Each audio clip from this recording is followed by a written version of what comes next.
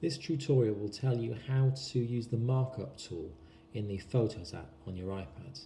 So I've got a picture of a microbit here just because I've just done the other tutorial. I'm going to take a picture by clicking on the white button, and then I'm going to go to the Photos app by clicking on the little preview over there.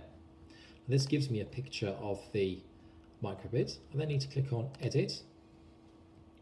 Now, first things first, when you're taking some pictures, this will give you a wide variety of different filters, so I can auto-correct that, I can fiddle with exposure, make it brighter, darker, and so on and so forth.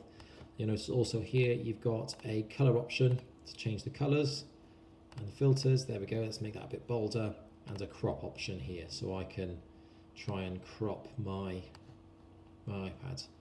Note that if you follow the cursor, that's showing you where I'm tapping, so you know what I'm doing. So finish with my crop, then tap Done. That will save my work so far. This isn't necessary, you could do the whole thing in the one go, but I always feel it's worth saving. So in order to use the markup tool, I'll then click on the three dots and click on markup.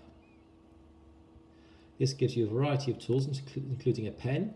If you tap on the pen, you can select different thicknesses, so I'll get a fairly thick smiley face now, hopefully. Not as thick as I was hoping, but that's fine. I've got a highlighter here. Pencil tool, again you can change the color to anything you want, so let's have a red pencil over here, and again if you tap on it twice you can make it much thicker, so here's my really thick pencil. You've also got a ruler, which is very handy. You can rotate the ruler by using two fingers any way you want, and that means that if you want to draw a nice straight line you can, like so, and make it nice and bold. And again, if you want to rub it out, you can use the rubber. The only downside with the rubber is it rubs out the entire bit of drawing that you've just done. Down here, you've also got the plus button that allows you to add a text box, like so. Do any of that, it's hiding, there we go. I can double click on the text box and I can change it however I want.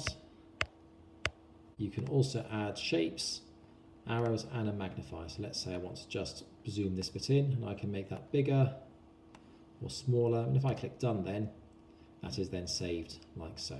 And that's how you use the markup tools. Do you have an Explore now?